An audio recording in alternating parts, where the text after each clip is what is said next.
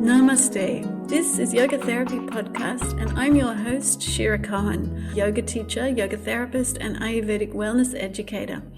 In these conversations with experts in the field of yoga therapy, you'll find out what it is and how it can help you and your loved ones to reclaim well-being. We'll touch on physical as well as mental health, physiology, emotions, women's health, spiritual well-being, goddesses, and self-development in the fullest sense. Listening to another story can change ours, so thank you for showing up, and let's begin this journey together.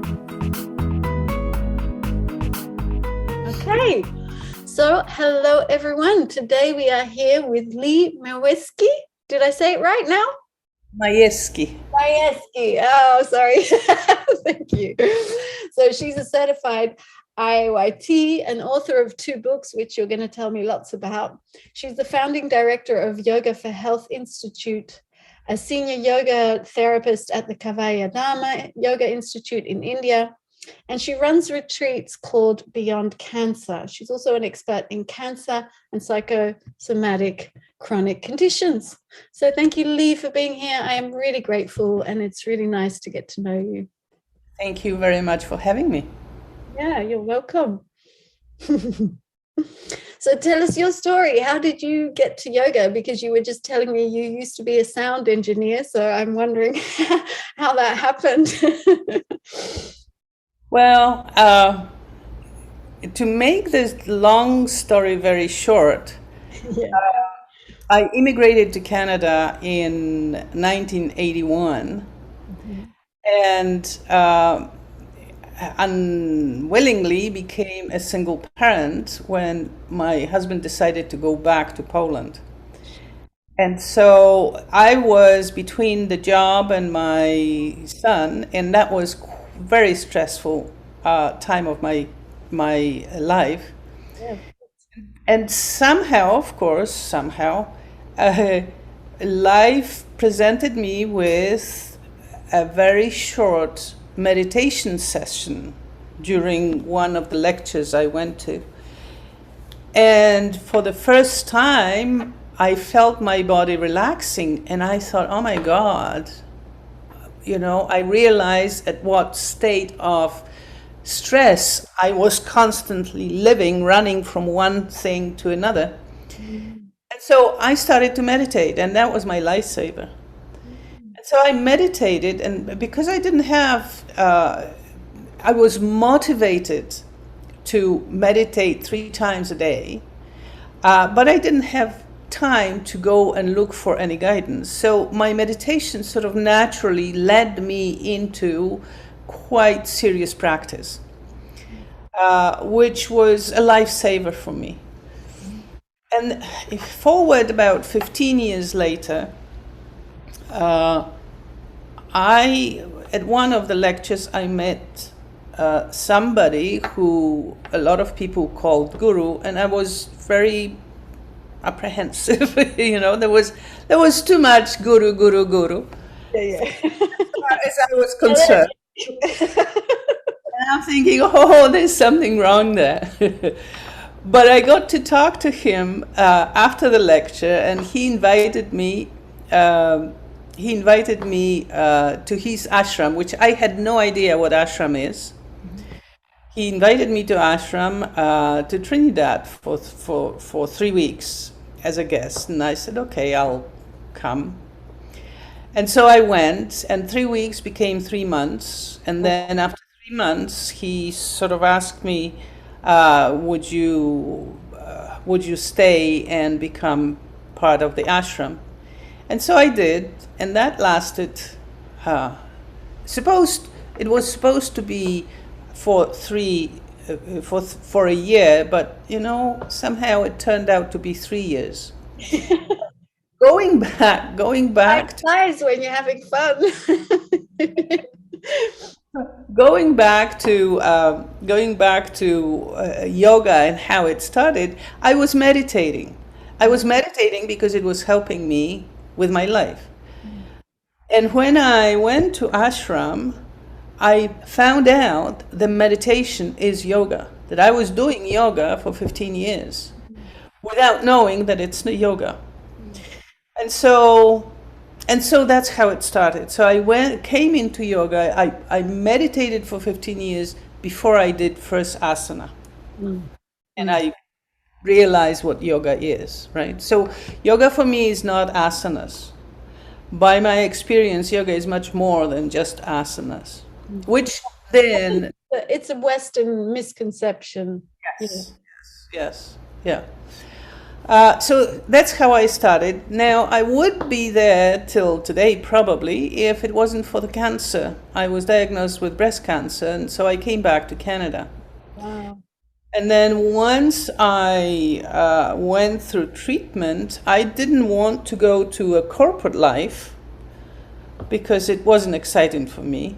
I decided I'm going to stay and teach yoga. And I was working with cancer patients, with some troubled youth. And specifically with cancer patients, I've noticed that within 2 years, 3 years, people felt better. And it gave a lot of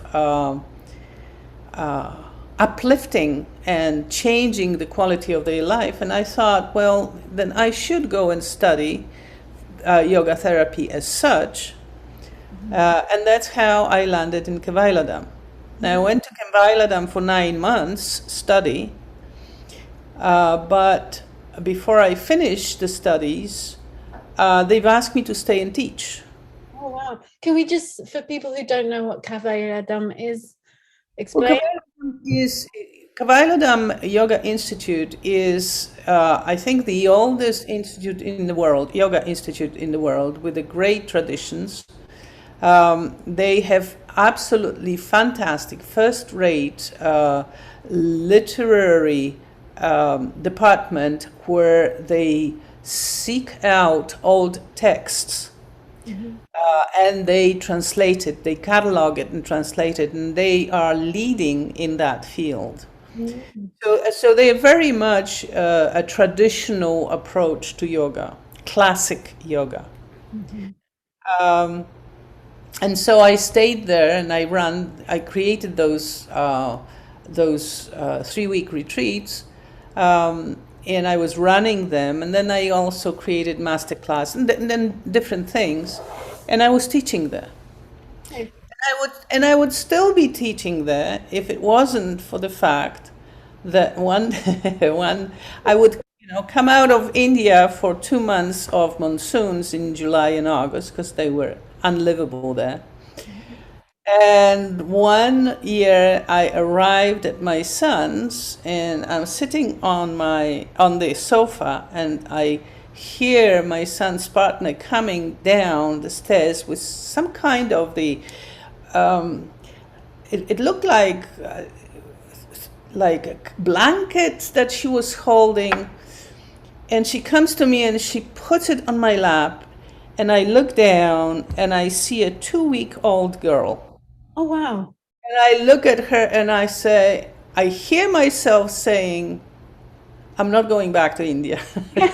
Of course. That was my granddaughter number 2. Oh, wow. And they didn't tell me anything. Why? That's the way they were, They didn't tell me anything. It was a total surprise to me. And so I came back to Canada. Yeah.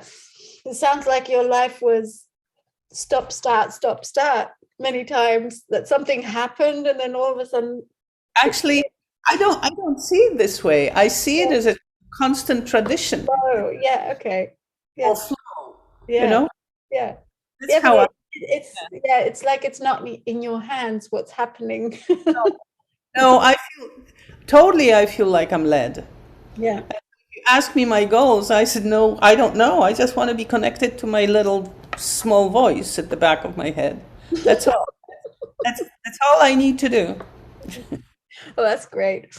So I just want to go back to when you first got breast cancer and Yes. you started treatment. You did normal chemotherapy treatment? I did. I did 1.5 years of chemo and radiation, and over months of radiation. Wow. And so, and then the yoga was complementary. Was it yoga therapy or just yoga? Well, at the time, I was doing what I could do, you know, and so I was doing a lot of meditation, a lot of pranayama. I couldn't do asanas. My body was reacted very, very strongly to chemo, and I was really depleted. Yeah. So I did yogic practices, but not asanas. Okay, nothing strenuous for the physical body. Physical body was totally shot. I couldn't. At the end of chemo and radiation, at the end of the retreat, not retreat, the treatment, I couldn't walk up a flight of stairs. I would function for half an hour, and I had to lay down for 2. Wow. But so the yoga you were doing, it was for yourself. You did your own treatment, basically. Exactly. Okay. Yeah. Okay. And you saw the effects by self-inquiry and yeah. Okay. Absolutely. I've never had to delay my chemo. My platelet were always at the level where chemo didn't have to be rescheduled. Yeah. Okay. And I attribute it to yoga practices. Okay. And the restoration, the recovery was also much quicker, I imagine. Well, recovery was very difficult, and the whole idea of 3-week retreats came to me after my experience with my oncologist, who at the end of the treatment, where I mean, the treatment was such that twice I thought, if this is how life's going to be, I want to check out. Yeah. And at the end, and I'm not. Some people walk through this quite unaffected, but my body was totally affected. My brain was affected. And so my last visit with oncologist, I was hoping he somehow was going to direct me, but all he said was, well, we did everything we could for you. Now you can go and live your life. Oh, wow. I looked at him and I thought, what life? If this is the life, I don't want this life. I want to check out. And he didn't explain to you that this was a temporary state? Nothing. Nothing. And, at that moment, I also thought about my husband who had triple bypass. And came back home 4 days after the operation. And for the next 6 months, he had a rehabilitation 3 times a week. Oh, wow. And we had nothing.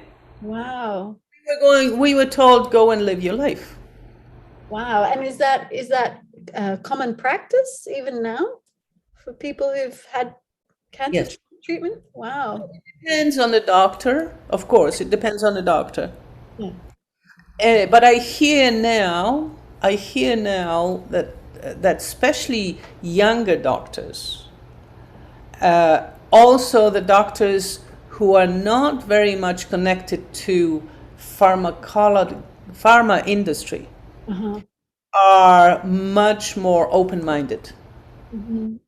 Whereas my doctor,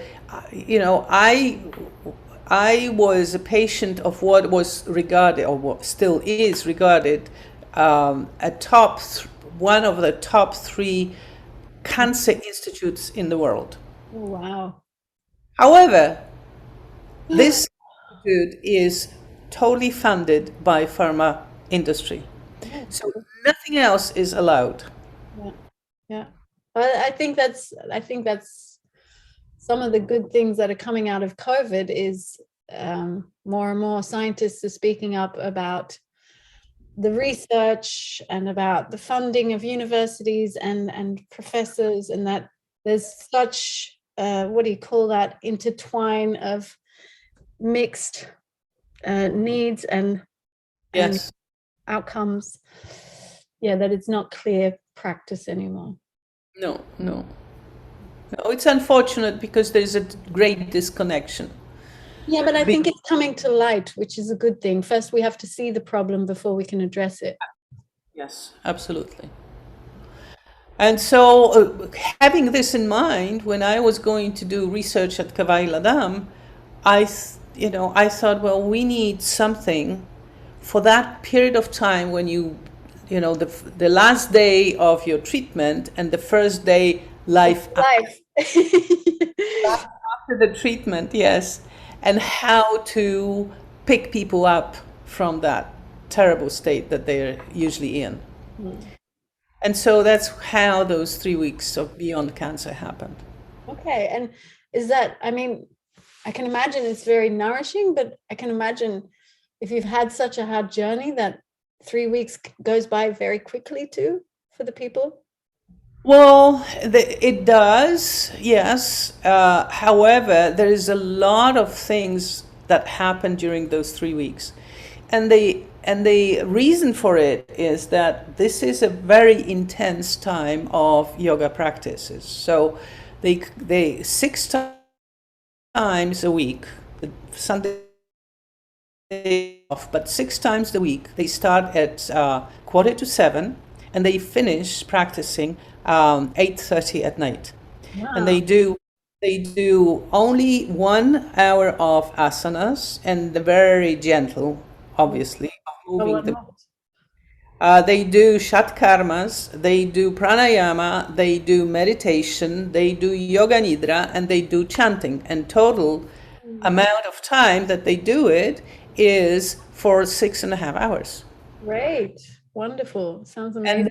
Sounds like I want to do this.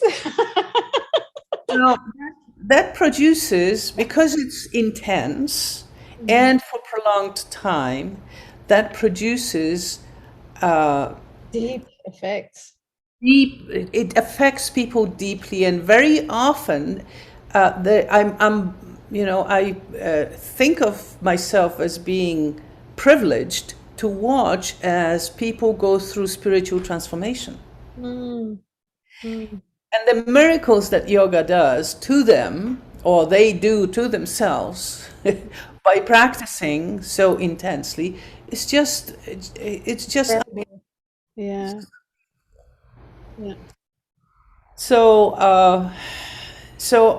But what I see is that the more people are applying themselves to the practices, the deeper the transformation, a spiritual transformation that happens. Of course. I think that's natural. Right. The thing is though, that when it's a little bit different than when you work with somebody once a week or twice a week. Yeah, of over course. a period of time. Yeah, it's like a vipassana. Have you done vipassana meditations? Yes. And you do the 10 days and you come out, the mind is totally different. There's no way you can go back to where you were 10 days before. And the thing is that that transformation happens only in 3 weeks. And so I had a guy coming from France. He had stage 4 colon cancer. And he signed in about 3 months before the retreat started. And he came, he didn't speak much, maybe because of the language barrier, but he was applying himself. And at the end, he came to me to say goodbye, and he says, when I signed in, I was praying to be able to live long enough to come to that retreat. But now I'm going back to a new life. Now, that is a total mindset change. Mm-hmm. And if he didn't tell me that, I wouldn't know. Yeah. Because it's all internal change. Yeah, you don't see it. Yeah. So I'm very lucky in that I can see such a profound differences in personalities and transformation in people within just 3 week time. Okay, now I see what you mean. Yeah. Usually what happens, I mean, this is not 100%, but to most people, they come for the first week, and they get used to the place and to the routine, and lots of them didn't even hear about yoga.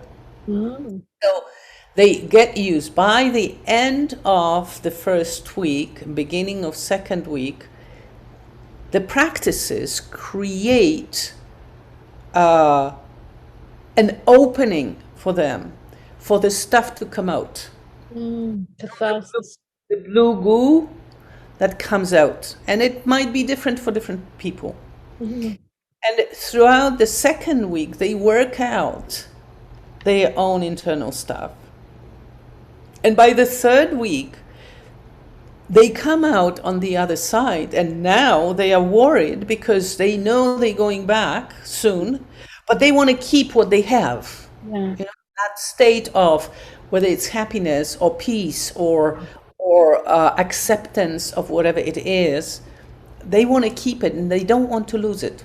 And so the third week is a great motivator for them, because at the end of the last 3 days, they do their own practices, which we described for them.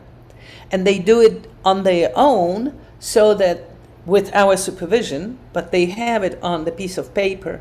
So they come to the class, they do their practices, and we just watch them. And if needed, we correct them or guide them. So by the third day, they know exactly what to do, and they take that and they go home. And most of them, we have about 80% of people who are retaining the practices within 12 months. Wow, that's great. That's amazing. Yeah, but I think, like you say, it's a huge motivator to know you could leave and not continue this kind of thing and well-being. So of course they're going to stick to it. I also read on your website that 90% of the people who take part of this retreat improve their health 50 to 100%, which is incredible. Really great results. Yeah. Do you do an intake before with lots of questions? Oh yes, and I do. There's about 4 pages of questions, and the questions not only pertaining the history of the disease, but also I ask them spiritual questions.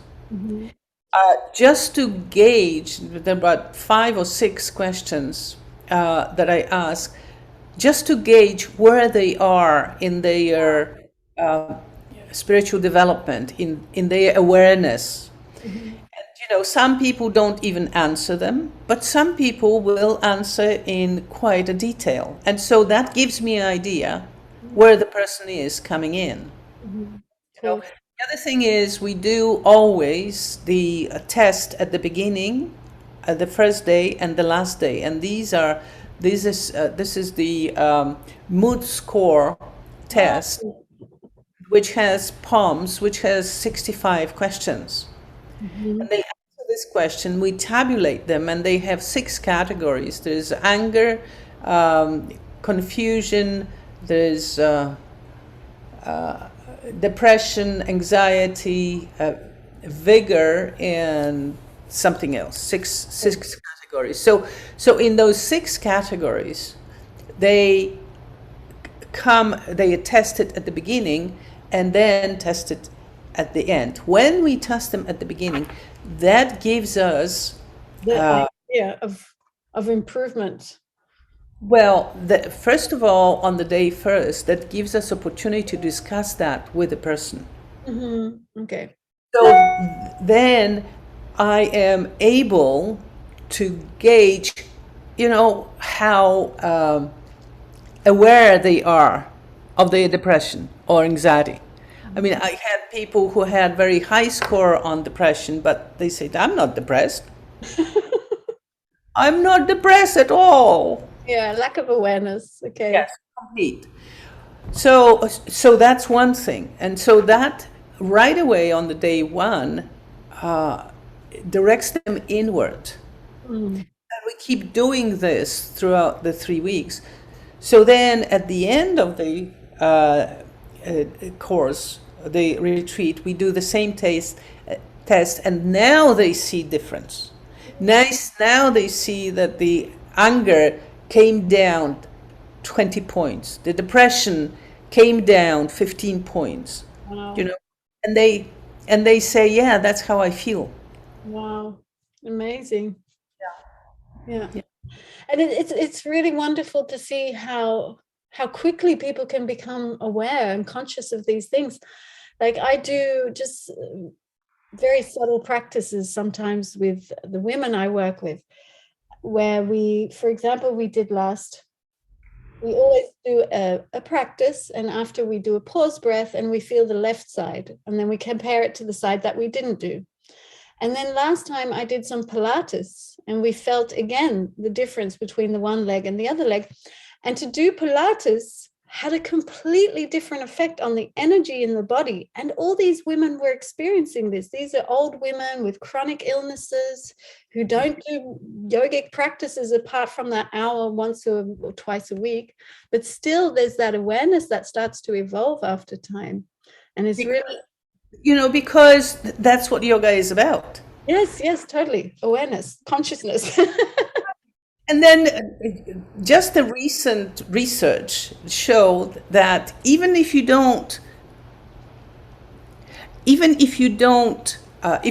teach yoga, if people do yoga without understanding philosophy, without being taught philosophy, it's still in there. It still results in spiritual transformation.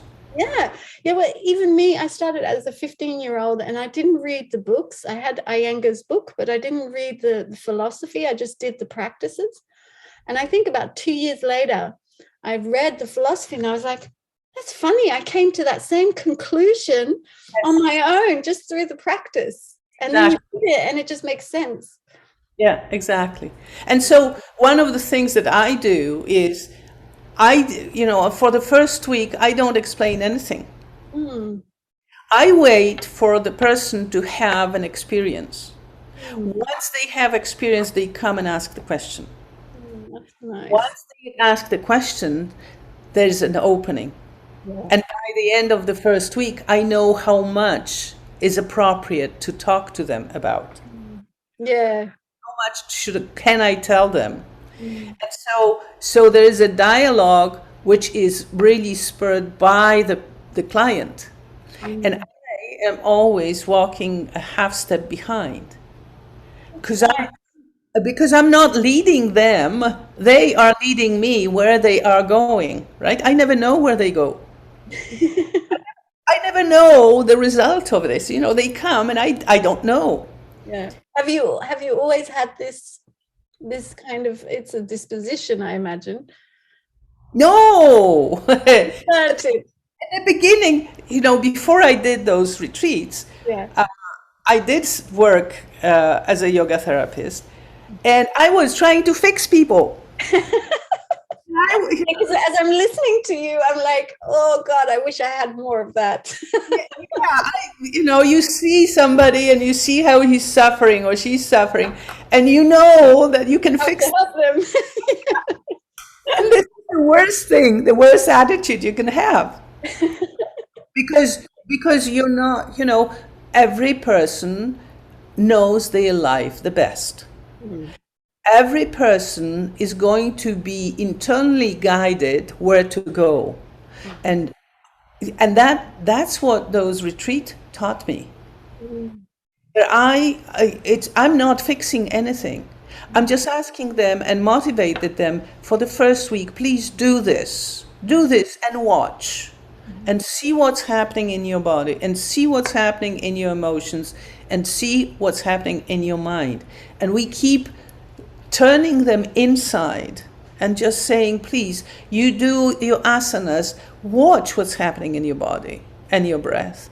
You do your meditation, watch what's happening in your mind, And that creates a beginning of awareness. And when that creates awareness, then they are opening and saying, well, what is this that I felt? I felt this energy moving in my body. What the hell is this? This is scary stuff. And then that's where you start. So those 3 weeks intensives really taught me how to approach the whole process. Because what is really happening, you know, when you think about it, what is happening is you start them with no explanation. You just talk to them and you ask them, please do these asanas. And you gear the level of asanas to their level, right? What they can do effortlessly. And through working with asanas and directing them to feel their bodies, they suddenly beginning to feel energy. So they move from Annamaya Kosha to Pranamaya Kosha. Yes. And once they feel energy, then they now are beginning also to recognize emotions coming up. And so they're moving from being the emotion into observing the emotion. This is Manomaya Kosha. And then once they're in observing the emotion, they now beginning to observe their thought processes, right? And they're moving from being their thoughts into observing their thoughts. There's your Avignamaya Kosha. Yeah. And and this is happening almost despite of the teacher or therapist. Of course. It's happening just because they're doing their practices. And you're there only to answer the question and to guide them. And the transformation is happening by itself. Yeah. And to me, that is the miracle of yoga. Yeah. Because nobody, no talking therapy would move my Frenchman from trying to survive to come to India into going back to a new life within 3 weeks. Definitely. Yeah. Oh, there's a lot that came up there. Can we talk about emotions, because that's a big passion of mine. So how do you see emotions? You were talking about, do you just see them as part of the energy body, or do you see them as connecting all the bodies? How do you, if you would describe them? Because I mean, what I can tell you what I see, and I can give you an example. Yeah. What I see is people who very often didn't work out their emotions and hid them. And when they, on the second week, when the stuff comes up, they are surprised and they become the emotion. And so let's take an example. Now, I'll be actually talking about it at Sitar, because I have a lecture on yoga therapy and spirituality. Okay. And I'll be talking about Nick, who 71-year-old person, English guy who came, and this wasn't cancer, this was chronic diseases problem, and he had quite strong anxiety. And so for the first week, he was very jovial and, very friendly. And so I was his friend. Now, by the end of first week, from the friend, I graduated to course leader. So I knew something's happening. Changing, Yeah, there is a shift.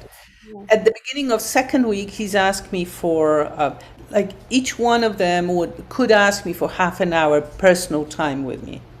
So he asked me for half an hour session, and we sat down, I gave him tea, and I said, how can I help you? And And he gave it to me. He says, "You're terrible. You don't know what you're doing. And how could you?" And I mean, that was about 15 minutes of anger, spewing anger, spewing anger. And I was watching him and I'm thinking, how can I, what can I say to make him aware of what he's doing? And, I'm thinking, nothing comes. So I say, I contact home office and I said, "Come on, help me. Tell me what to say." And in the last moment, so he finishes and he says, "So there you go. I was so mad at you and at the place, and I could just burn the place down." I mean, he was really letting out, which is excellent. Yeah, of right? course. Yeah. Which is the whole point, because now, as he does that, he sees it. Yeah, exactly. cannot deny it, and he sees himself so angry. And so in the last moment, of course, the thought came in, and I said, "Nick, do you, knowing that he's a therapist," Oh, really? I said, "Nick, do you understand that this is just a projection on me?" And, he collapsed in the chair. And I have to give it to him. He owned it, right? He owned it. So he took ownership. He says, "Oh my God, I worked with the best psychotherapist to get rid of my mother, and it still comes back." So then we talked a little bit, and he said, yeah, that he, when he feels uncomfortable emotion, he goes to his head. Of course. That's what most people do, because we've been trained to do that. Exactly. Emotion is like the creative part of the head that needs to emote. It needs to get out. It needs to be expressed. It needs to be seen, heard. Yeah. Yes, exactly. So I said, okay, so from now on, you're not allowed to go to your head. You are to sit with your emotions, whatever it is. And so I started meditations on the theme of opening heart, and dealing with emotions and so forth during the course. And so at the end, one of the last days, we were together walking to the canteen for lunch. And he looked at me and he says, "So this is what it's all about, right? Just to get inside and know yourself. Feel it, yeah. And just be aware of what's happening." And I said, "Damn right, that's what it's all about." Yeah. That's what life is all about. Now, I don't know if any talk therapy would produce such a shift in a person of releasing this amount of anger, and then understanding that really life is about knowing yourself. I think it depends on the therapist. I mean, if a therapist can hold the energy that's going to come out, that's different. Yeah, but on the other hand, if it's only talk and only cognitive, then it stays as a mind thing. We're still detached from the actual experience that's going on inside. And I think, let me finish the story, because this is not the it's a long story, but it's good. But here is the thing: the guy never did yoga. He was not familiar with yoga. Yeah. So he went back and he wrote me a beautiful letter, which is on my website. And he went back and he said in one of the emails, he says, I'm coming down the stairs for breakfast, humming, and my wife is saying, "Why are you so damn cheerful?" Now he found Maharishi. He studied the materials of Maharishi. Mm-hmm. He found Patanjali Sutras. Mm-hmm. He studied Patanjali Sutras, and he wrote to me, he says, "There is no better psychotherapy than Patanjali Sutras." Oh, yeah. So now he's using this. Oh, wow. That's great. It's nice to know. It's really nice to know.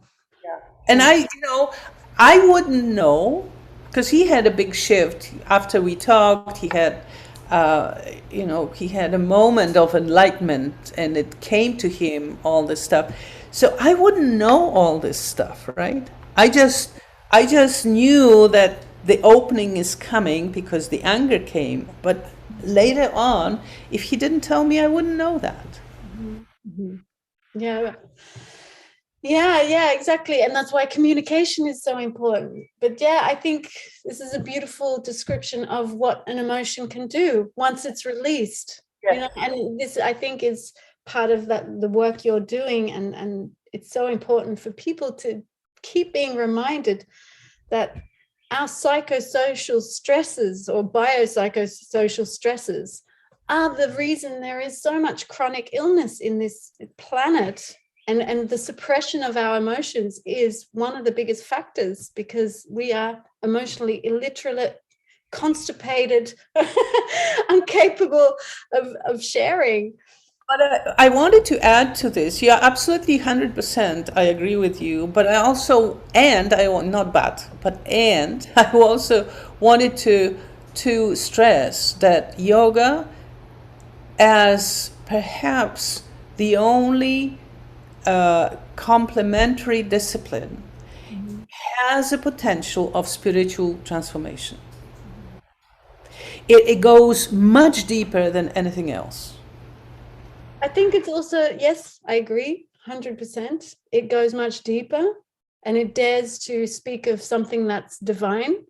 And also, it uses the body, which I think is, if you look at meditative practices only, it's not so body orientated. They use the breath, the mind, consciousness. They don't speak so much about spirit or soul, which can be, for some people, is really vital to the healing process, to feel a connection to something bigger. Absolutely, but it comes as a not as a result of talk therapy. It comes as a result of experiences you have as you practice yoga. Yeah. One of the clients that came, and she was a stark atheist. I don't believe in this stuff. By the end of the first week, she was sitting in meditation, and she had a vision on Jesus. My goodness. And she came out of this crying, because she knew that was authentic. Mm-hmm. That was true. Now, for her. Yeah, we can say this is also a projection of the glorious side of ourselves, no? I mean, maybe she's not, if she wasn't Christian. I'm telling you, I'm not interested in cataloging what it was. Okay. I'm interested in the results that this kind of vision practice produces in the person. Big shift, because suddenly she understood that there is a higher power. There's something bigger. Yes, exactly. You may call it God, or you may call it universe. You put the name you want to it. But suddenly she was forced to acknowledge that there is something bigger than her. So whatever it was that was in her, that came out, okay, come out in order to shift her. Now, how we name it, how we catalog it, it's irrelevant, and it's even damaging, because every person is different. And so that's why you need to step back half a step, so that they lead you, because they don't know where they're going, but they step forward one step. And all you have to do is just help them go that one step. Okay. And once I have to come empty to them. Once I think about practices, once I think about cataloging what's happening to them, my creativity is gone, my spontaneity is gone. I am trying to fix them. Mhm. I have to be totally empty. Mhm. So, which means that I have to have my stuff worked out. Yes. This is one important factor I really want you to expound on, because I think there's a lot of therapists now, psychotherapists and other therapists, who are learning mindfulness in a weekend or a workshop, but they don't practice. So how far can you take someone if you don't actually embody a practice? Or like you said before, to have the experience makes it yours. Yes. And then you can touch on that. And opens you to more. Yes, you're curious.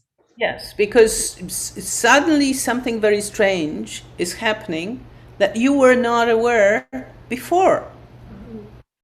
And then, you come to me and I'm saying, well, it was happening. It's just you weren't aware of that. You weren't sensitive enough to see it because your antennas are going out all the time.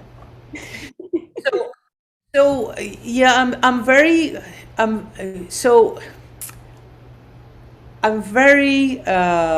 set on, when I work with people and with teachers, I'm very set on them having their own sadhana.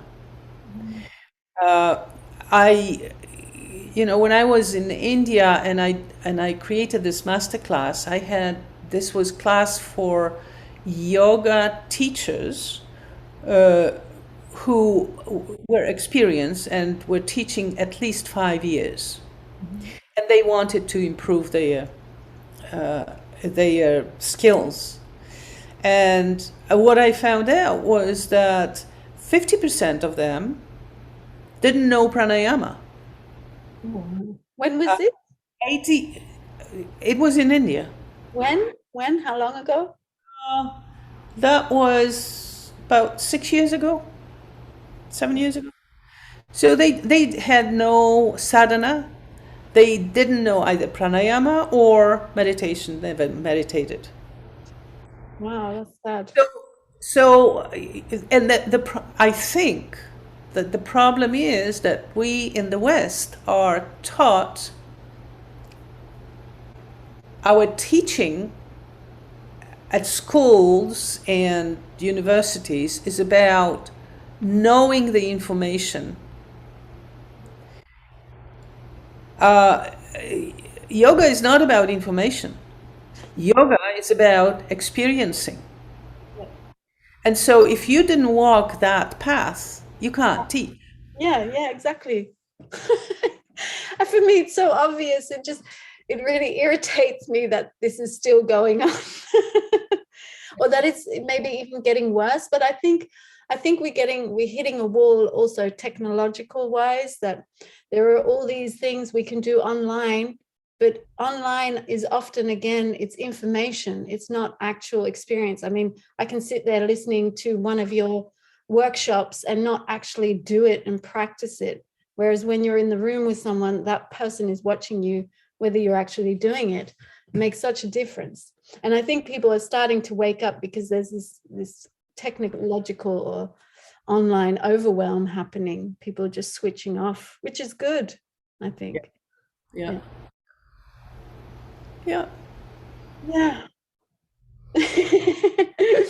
So let's see. I had a question. So have you studied in the PubMed kind of articles how this effect happens, that emotions and repression of these emotions affect the biology of the human, or even our beliefs are affecting our biology and therefore creating these chronic illnesses? Well, there's quite a lot of stuff on that. So, we know that, and those studies were done in last 20 years or even more. Yeah, since the 60s. Yeah. So we know that there is a great correlation between things we suppress and our body and immunity of the body. It's only in last 5 or 6 years, though, that medical world is opening to the importance of spiritual factor in healing. And in last 5 years, there are coming the research is because the problem with spirituality is that up till 2000, roughly, in our consciousness, spirituality was connected with religion, was synonymous with religion. And it's only from 2000 on, the spirituality was disconnected from religion, and the definition of it was transforming from being, dealing with purpose of life to dealing with. Just let me just have a look at this, because I have it right here. So first was meaning and purpose of life outside of religion. Then it included relationship among human beings, nature, and God. And it's only in 2009 where there was a conference of spiritual leaders in Long Beach, where in 2009, where they agreed on definition as aspect of humanity that refers to the way individual seeks and expresses meaning and purpose, and the way they experience their connectiveness to the moment, to self, to others, to nature, and to the significant or sacred. Wow, that's beautiful. So now we have that's 13 years. whole internal life. Yes. Yes. So I don't know if you know of a contemporary mystic named Rupert Spira or Spira. No. He's an Englishman. Okay. Have a look at him. He's fantastic. Okay. And he says in one of his lectures in 2022, this year, he says, I don't like the term spirituality because it implies something other, outside of us, out there. While I am talking about this here, the inside, the ordinary life. So, in the West, we are discovering spirituality back. New, yeah, it's kind of like a new thing. It's a new thing because we've totally we are opening our minds to spirituality because we lost it. Yeah, totally. God. A religion and a religion works. Now the religion has mixed opinions, and there's more and more people who are asking the questions about religions, but spirituality now starts to come like a phoenix out of ashes, is coming out, and the medical world is starting to accept it, to recognize it. Oh, good. Yeah. So they now let me talk to you about they now are recognizing in latest research there's a growing recognition of interdependency between spirituality and health and well-being, right? And that is research 2015. And then the meaning and purpose of life has been linked directly to decreased inflammation, mortality, pain, improved well-being, and immunity. That's 2015 as well. Yeah, I've noticed this. I've been looking also in these articles, and around 2011 to 2017, there was a lot of this kind of research, and then it stopped again. It's kind of gone down. Yes? Well, spirituality remains spiritually remains often neglected component of biopsychosocial spiritual model of caregiving in serious illness. Why? Because Complex.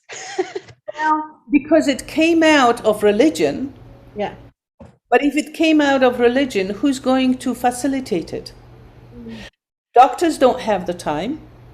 Nurses don't have the time and are not trained to talk about spirituality. And there was no tools to ask patients about spirituality.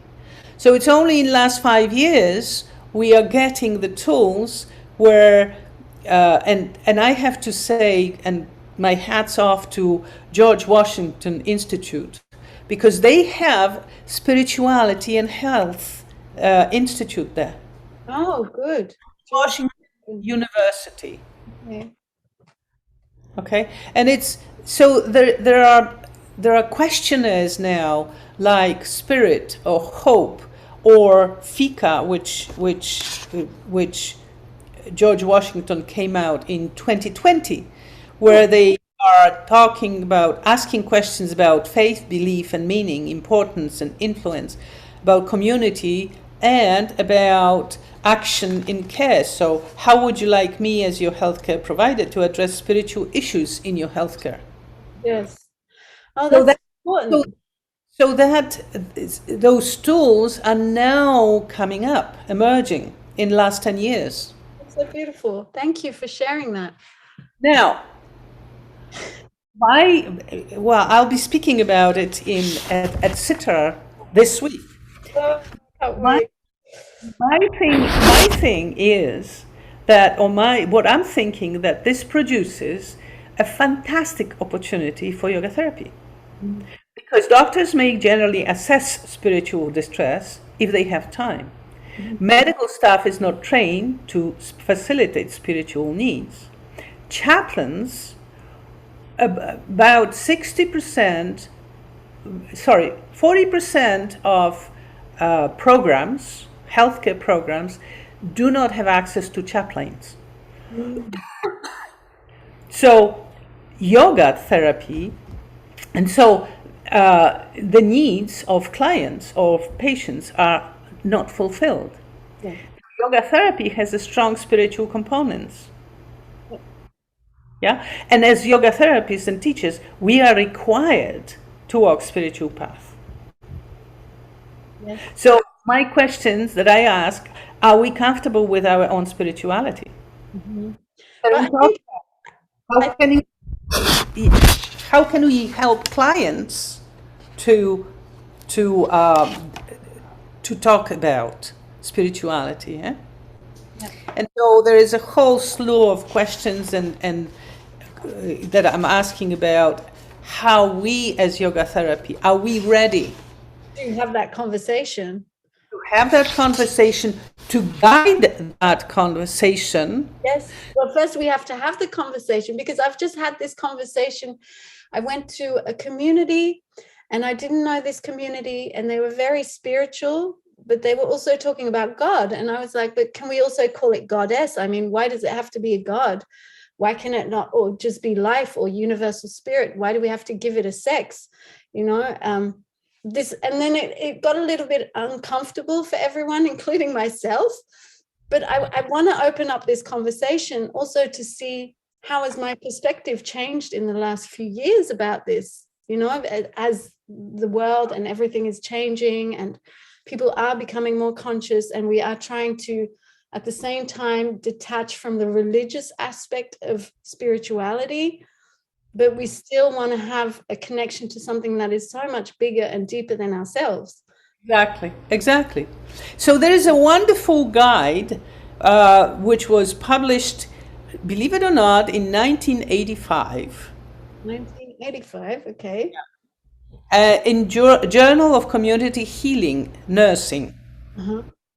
And it talks about how to facilitate spiritual conversations. Oh, good. And one of those is be aware of need to be, of need to be with, and to bear painful feelings as you grow in your ability to be present with another person. Pain. Now, you can't have it if you didn't walk that path. Yeah. You don't have sadhana if you yourself did not evolve spiritually. You can't have that conversation. Right? No, and I think you need to inquire also into your mind again and again. I mean, you can do the practice and you arrive at a certain level of consciousness, but as you grow and things happen, you have to keep spitting or turning the earth and seeing what unconscious things have. And not only that, spiritually often means experiencing ambiguity, struggle, and searching.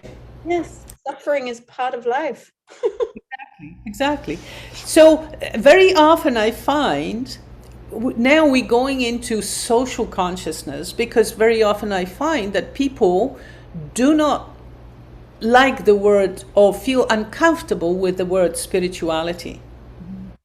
A lot of people, just to give you an idea, I had a client who I thought was very spiritual, but she had a very strange occurrence. The doctor didn't know what to do, and after conversation I had this notion, and I asked her, do you think it might be connected to spirituality?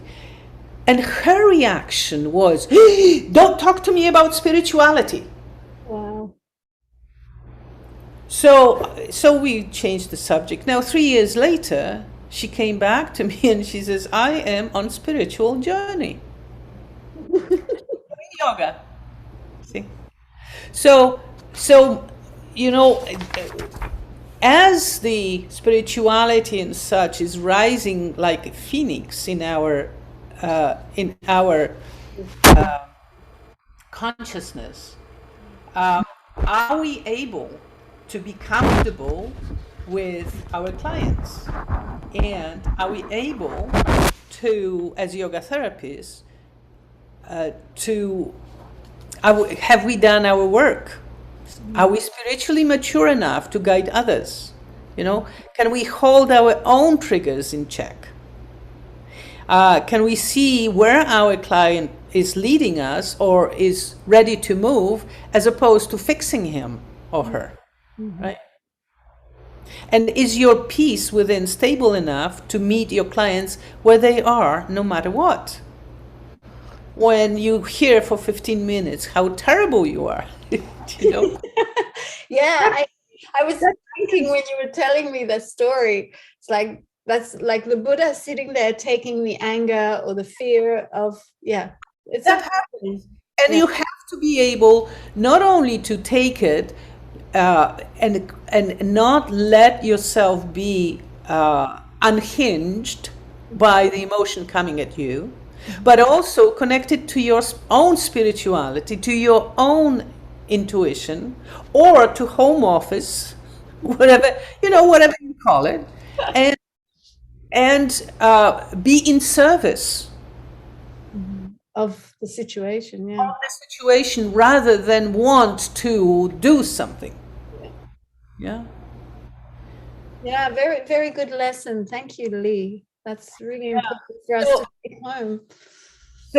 So I don't know whether we are ready, because we become ready by doing it. No, and when you think about this, I think about, for example, my as a parent with my daughter. She has a lot of very strong emotions, and so do I. And I never had my emotional needs met as a child. So when my child is emotional, it's very difficult for me.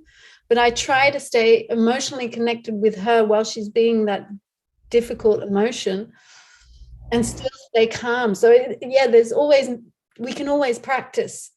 There's always dealing with teenagers is an express way for our own spirituality. Oh yes, definitely. The highway. Expressway, like you go expressway if you want to deal with that. Yeah. Yeah, but this is I see us as yoga therapists, if we are mature spirituality, in our spirituality, we have tremendous opportunity to be in service in healthcare and fill that big gap Yes. Yes. of not wanting to talk about spirituality and not especially at the end of life in hospices. You know, when there's such a tremendous need for that service, an unfulfilled need, and now slowly recognized by healthcare professionals. But who's there to do it? We are. If we do our sadhana. Yeah, of course. If we our practice. Yeah. This has been so good, Lee. Is there a practice you want to do with us, or is there something you still want to talk about that you feel we haven't touched on? No, I think that's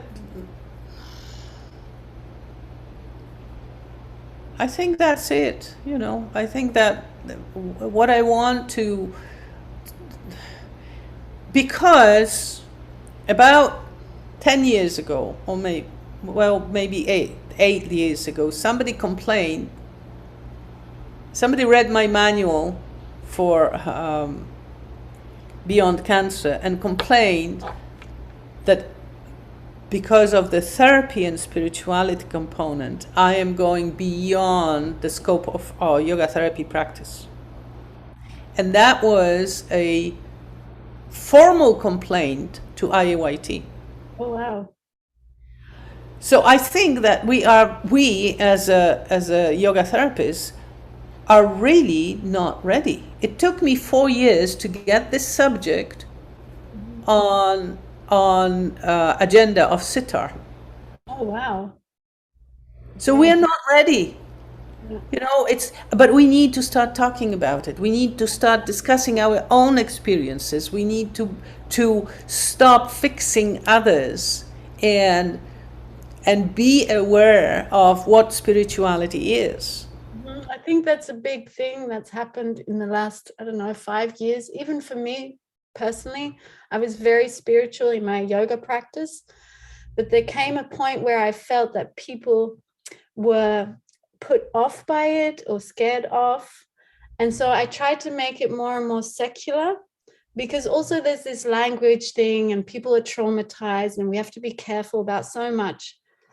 So it became a point where you kind of disconnect even yoga from spirituality. You know what I mean? Or yoga therapy. This is the beauty of that research that I showed you, that even if you don't talk about spirituality, even if you don't, no matter, if you don't talk about spiritual issues, but they doing yoga, they will evolve spirituality. Yeah. They will evolve spiritually in their life without any lectures. Yeah. No, not lecture, but even for my own practice, I was trying to disconnect it. Do you know what I mean? Right. I don't know. I just felt like, can we still experience that if it's become a secular practice? For me to experience. But it is secular practice. The fact that you are acknowledging that it's something bigger than you does not mean that it's a religious practice. Mm-hmm. Okay. It is secular practice. What do you want to prove? I don't know. I'm trying to. You do it where you do spirituality, like Spira, like Rupert Spira said.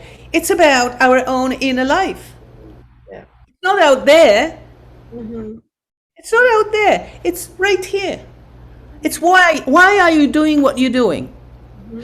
Why are you doing those interviews? Why are you teaching yoga? Why are you doing yoga therapy? What moves you to it? Are you aware? Yes. Well, and then I tell you something. Yeah. I'm 72, so I've been around for quite a while. Yeah. Then it evolves. It never stays the same. No, exactly. And that's what I keep checking in with. Like, how is it for me now? Should I adapt it to the way that the culture is now? Should I adapt it to what I'm experiencing within now? Do I make it a mix? There's so many aspects. Yes. Yeah. But never shortchange yoga. Okay. Never shortchange. One of the things, one of the things that I've learned, let me find this to be more literate. In order to be effective, you as yoga therapy, you have to trust the process. You have to trust that people who are practicing yoga will evolve at their own rate. Yeah, and tempo. Rate. Yeah. You are not healer. You are facilitating their own healing. And if they are ready, they will get there, wherever it is. There. Yeah. They will get there. And you have to leave that to Ishvara. It's not for you to decide where they need to go. No, I've surrendered that a long time ago. Yeah. But it's, I'm talking more about how to access people that they're willing to open up to that experience. But like you say, when they're ready, they will. Yeah. You can't change people. No. I'm not trying to change people. I'm just trying to open the path. You are. Be honest with yourself. You are trying to change people. You're saying, no, I know, but I want to open the path. When they will get there. Okay. It's not for you to change. You just ask them to do certain practices which you think may help them. And assess, and a change, and assess, and change, and assess. And you will see they will go where they need to go. Thank you for that humbling teaching. Because I'm trying. You can edit this out. No, it's good. I like authenticity. What I'm trying to tell you, what I'm trying to not allow you is spiritual bypassing. No, I know. I don't want to do that, and I've done it before. But you do it because you say, I don't want to change them, but I want to open the pathway. Yeah. What does that mean? You want them to go where you want them to go. No, I want them to see inside themselves the beauty that they are, the beauty that life is. That's all I want. You want them to go where you want them to go. You just confirmed what I said. I just want them to see their own beauty. That's where you want them to go. Okay. Even that, I've got to relinquish. Absolutely. Okay. You can't. For the people who can't see me, I'm shaking my head like, how the hell am I going to do that? You can't. You have to wait for them to come to you. I think that's my biggest lesson is patience. Yeah. You can't. You're not the healer. You can't fix people. I know. I just know there's so much beauty inside them, and I just can't wait for people to see it. No, I don't want to fix them, but I want them to see the beauty. That's fixing. I know what I'm telling you. I totally agree. Thank you, Lee. Thank you. That's definitely a good practice. You've done a Krishnamurti on me. He was the first one that I started to read. Yes, me too. And I had an enlightenment experience reading one of his books. It was just like, yeah, I love him as well. He's one of my biggest. He's very rigorous in his thinking. Yes, I think that's what we need as Westerners. Yeah. But what we need is really a rigorous honesty with ourselves, right? So that you don't say, no, I don't want to do this, but I want to do this, which is exactly the same. Okay. That's the practice for today. Well, exactly. That's the practice. I think that's a good practice for everyone to have a look at themselves where we think we're not doing what we are doing. Exactly. Yeah. Yeah. Okay. Lee, Okay. I loved having this conversation. It was really very transformative. Yeah. And where can people find you? What do you want to say to people about your work? Well, just, you can give my my website, which is Yoga for Health, one word, yoga, FOR, health.institute. And everything's on my website. Okay, great. Okay. Thank you for having me. That was fun. Yeah, it was very fun. Thank you for being on. We'll say goodbye to our listeners. Bye, everyone. Thank you for being here to the end.